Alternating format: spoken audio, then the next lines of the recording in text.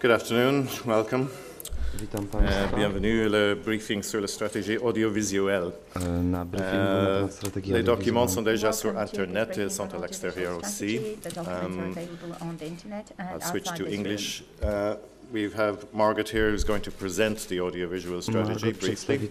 We also have Nikos here who's going to talk about what he's doing on behalf of the Commission, particularly on the 9th of May in Greece, but also as an ambassador for the EU on issues such as climate change.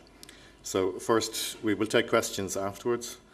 So first I'll hand over to Margot, who will put the audiovisual strategy in the overall context of our communication strategy.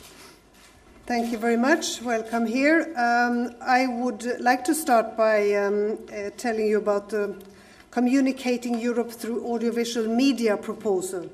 And this is, you could say, the last in a series of documents which aim at implementing the vision that I set out when I was first appointed as Commissioner for Communication. And the vision was and is to engage in a true communication with European citizens, listen and answer to their concerns, communicating how our policies affect their everyday lives, going local by addressing people in their national or local settings, and using their favorite form of media. And as you know, this complements what we've already been presenting before on a new internet strategy, a radio network, Plan D, etc. This strategy follows the vision and aims at contributing to creating a European public sphere, because citizens have the right to know what goes on at an EU level to engage in a democratic debate. And we need to use the channels that people use.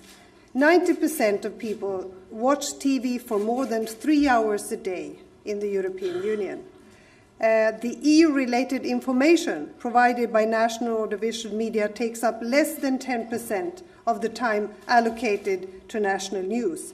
And we report as much about the events in the United States of America. We want what we provide to be relevant and professional, so we will better structure and modernize our audiovisual policy. So what are the proposals? And I'll be very short in mentioning them to you. First, we have a proposal of supporting a network of TV channels starting next year in order to co-produce and exchange news and documentaries about European issues.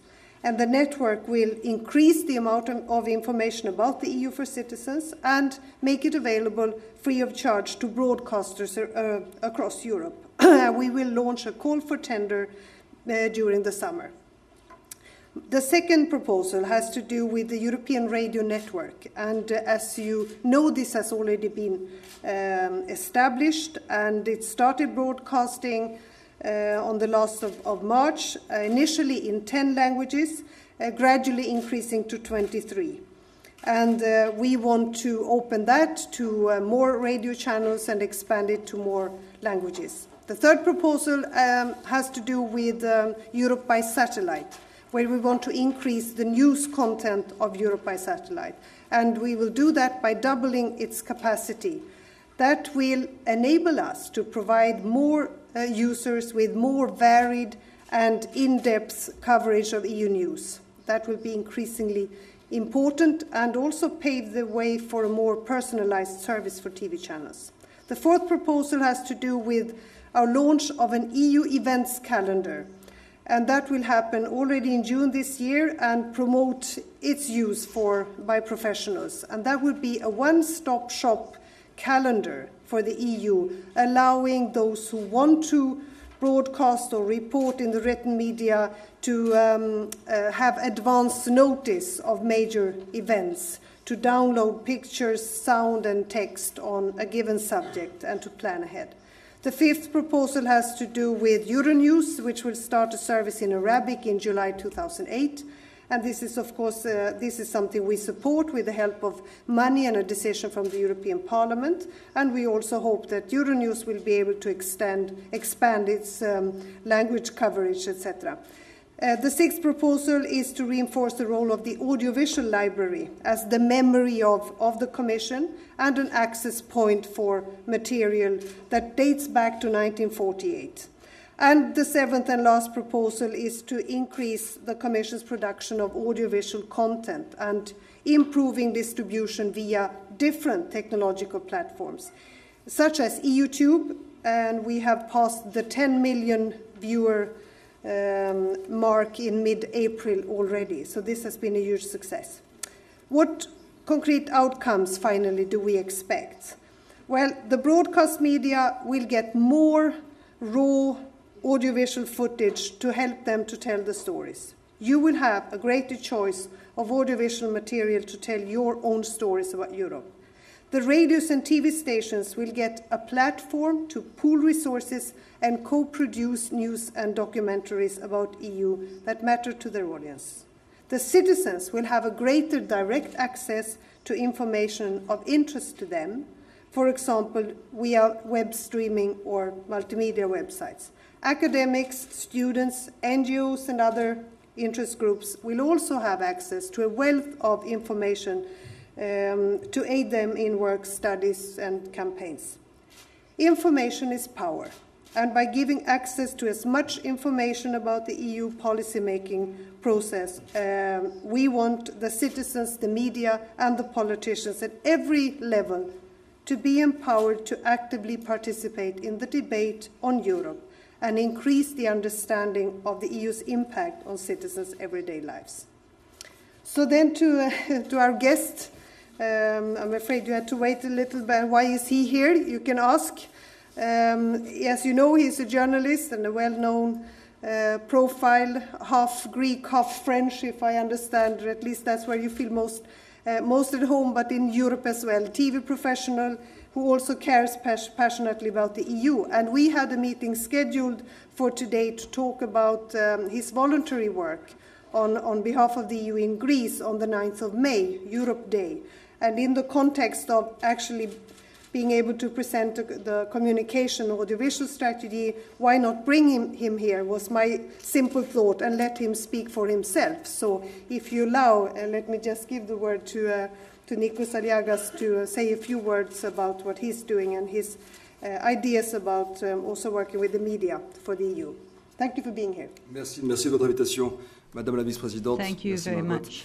C'est vrai que je me sens européen avant même d'avoir été un professionnel en France ou en Grèce. Je me sentais européen parce que mes parents sont grecs, je suis né en France. Et tout mon parcours professionnel a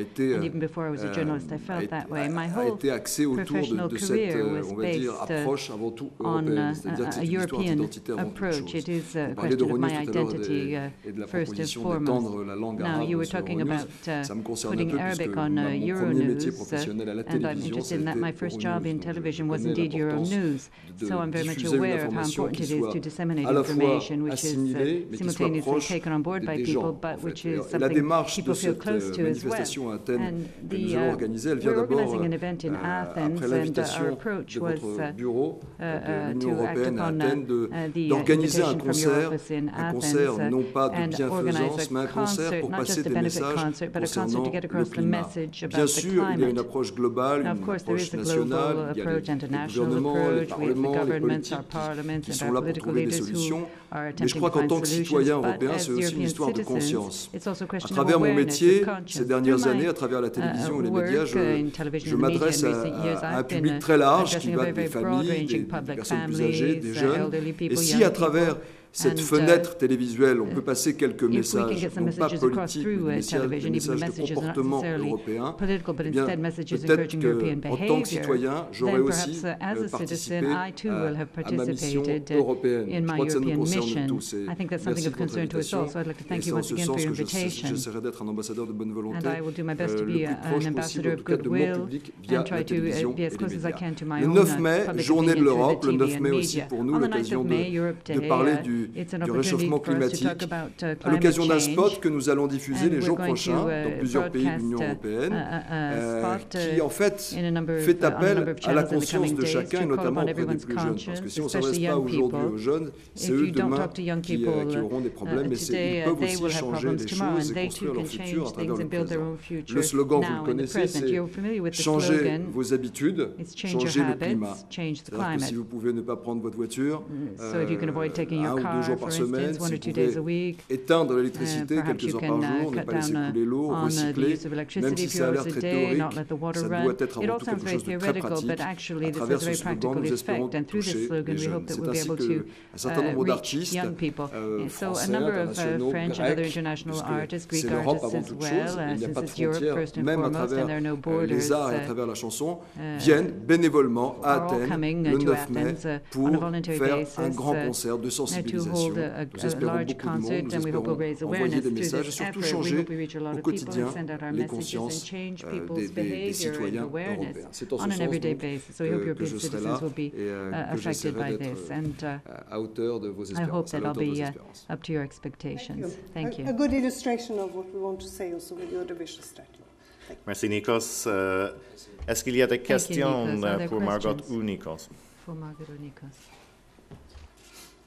Vous avez tous compris, hein? Well, I guess you understood everything then. Pas de questions? No questions? OK, merci beaucoup. All right, thank you very much. Il y en a? Apparently there is a question. I didn't see it. C'est... Maria Laura Franciosi, est-ce que je peux poser la question en italien, s'il vous plaît? Italian, please. In italiano? Yes. The answer from Maria Laura interpreters is Franciosi, yes. Maria Laura Avvenire. Franciosi, È una domanda per la commissaria Wallstrom. Sicuramente ci saranno delle critiche a questo approccio della Commissione di voler in un certo senso monopolizzare l'informazione in Europa. Come risponderebbe a queste critiche? Grazie. Thank you. Well, I don't see that in any way we are monopolizing information in Europe. We have a free media, thank God, and we'll continue to support free and independent media. The support we will give to networks of radio stations or TV broadcasters has to do with respecting also their full editorial independence, and this is the starting point for what we do. But we also have, I think, the democratic obligation to make sure that we provide the information necessary for citizens to form their own opinion and to participate in a debate. And that is what we will do. And as the situation we have demonstrated also in our papers, this forms a very little part, very small part of the national news to report about the EU, unfortunately, because with the decisions at the EU level, we shape also people's everyday lives in Europe, and that's why it's important to provide the information necessary. Autre question. Are there any other questions?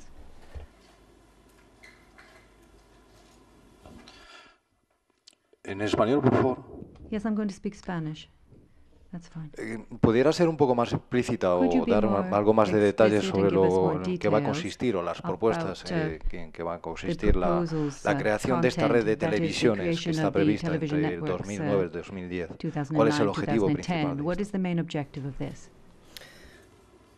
The main objective is to make sure that we, through a cooperation, like with the radio networks, a cooperation of a mix of private and public service broadcasters, we can make sure that they produce also programs with the content of the European Union, with both news and documentaries. And this is where we have entered into discussions and to sound them out, whether they would be interested in this.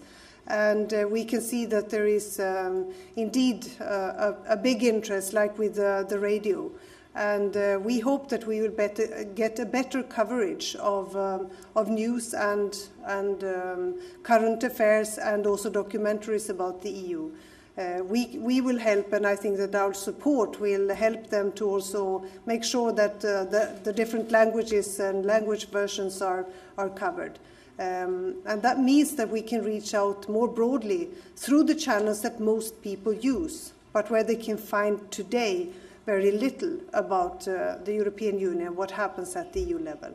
So it's really to support the creation of a network of TV broadcasters. Other questions?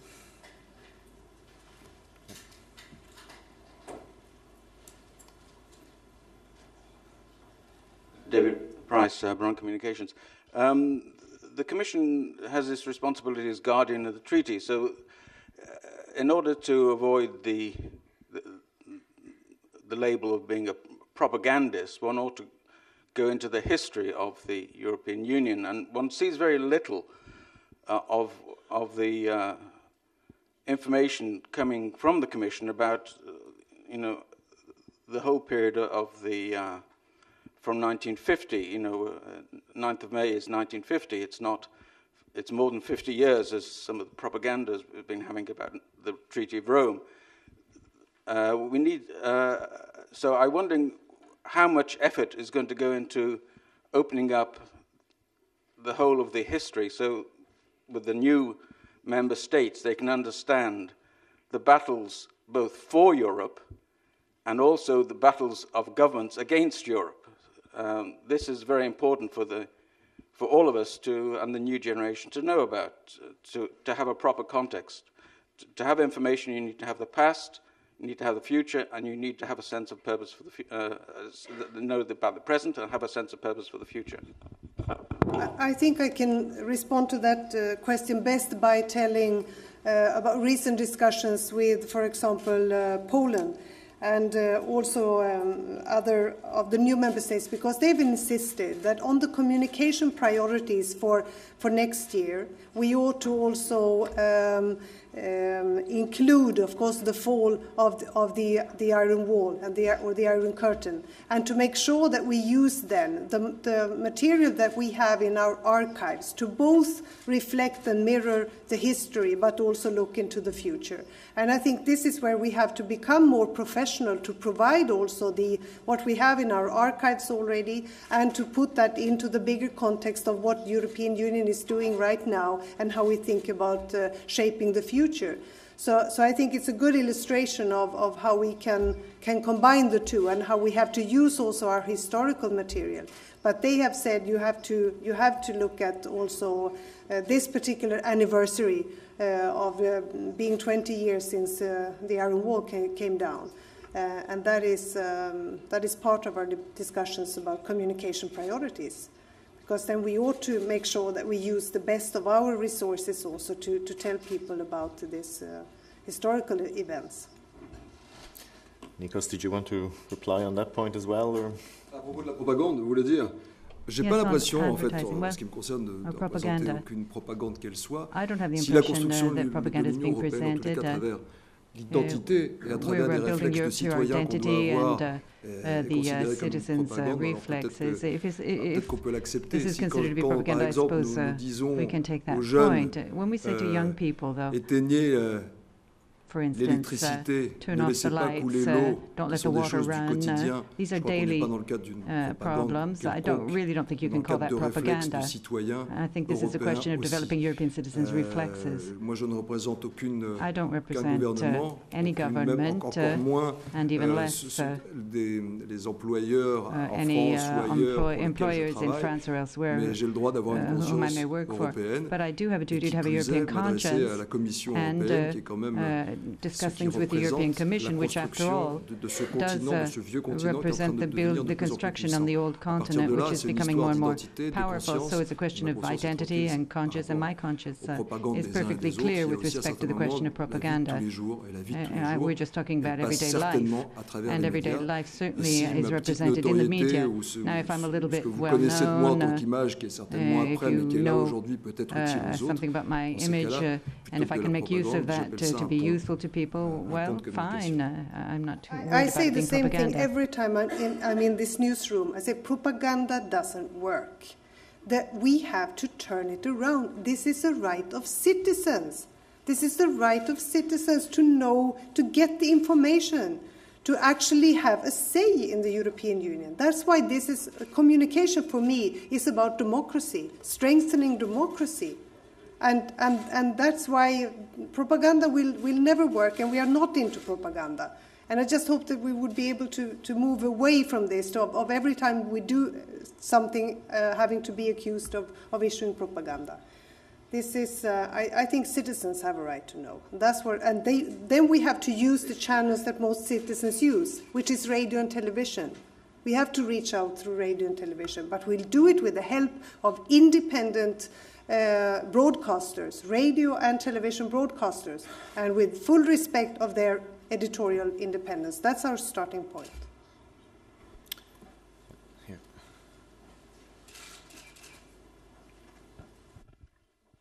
Bulgarian National Radio. Miss Vice President, have you noticed different approach? I'm over here. Have you noticed different approach and different level of interest towards EU issues in the new member states? And if yes, would you please elaborate a little bit on the nature of this difference? Thank you. You mean difference between old and new member states, or a difference over time? Difference between the new and the old member states, because honestly speaking, my impression is that we are talking more for the European Union and not that critical. Thank you. That might be correct in the sense that the EU issues have been covered more extensively in the new member states, because you've also had referenda on membership, you've had a very active debate lately, while this has more become part of sort of the everyday business in most of the older member states. So I think you are maintaining, in some cases, a more lively debate. But I think this is also today an international sort of market. It's an international environment, media environment.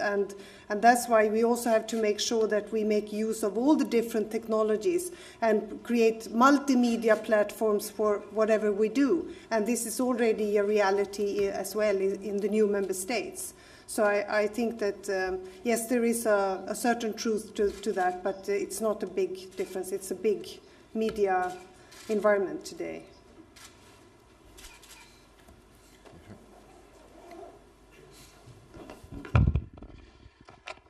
So shortly, I would like to know, Mrs. Commissioner, under which condition are the Euronews and this European TV network, like radio network, are going to receive public European money to give information about Europe? These are different formats, because for the Euronews we have an agreement with them. And we make call for proposals or call for tenders, and this was how it was done also with the radio network, and that is how it will be done for the TV network. We make a public call for tender, and then of course we will not ask for more budgetary means for this. We will redeploy money within our budget, but we have also received more money to cover also the audiovisual from the European Parliament. So this is done in those procedures that follow and respect the rules already established within the financial regulation, etc. And the same thing is that we negotiate with the Euronews. And this was a proposal also from the European Parliament when it comes to the new language version of the Euronews. So that has been lively debated also in the Parliament before there was a decision.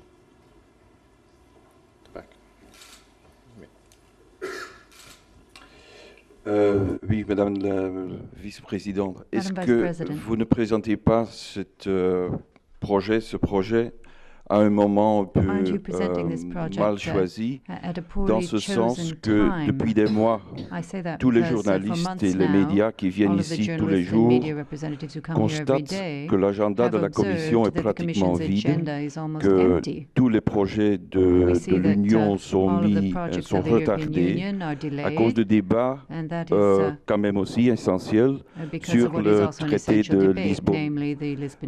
Donc, quelle est la crédibilité de la politique de communication si l'Union elle-même elle arrête toute discussion?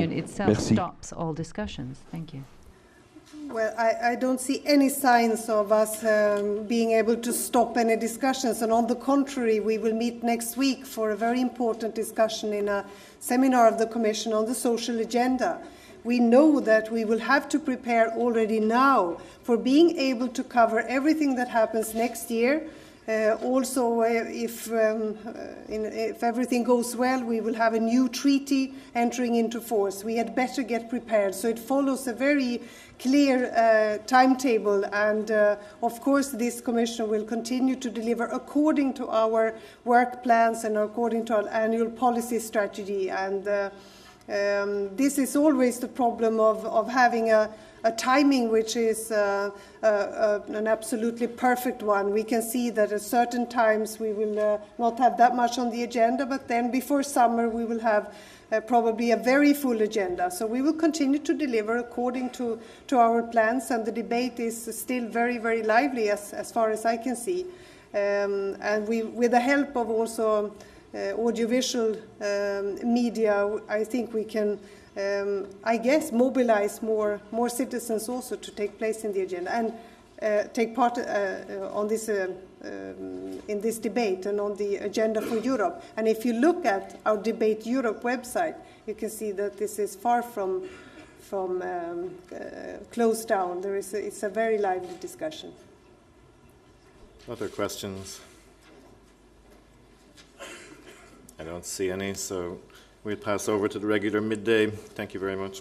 Thank you. Thank you very much. Thank you. Merci, merci. Okay. Thank you very much.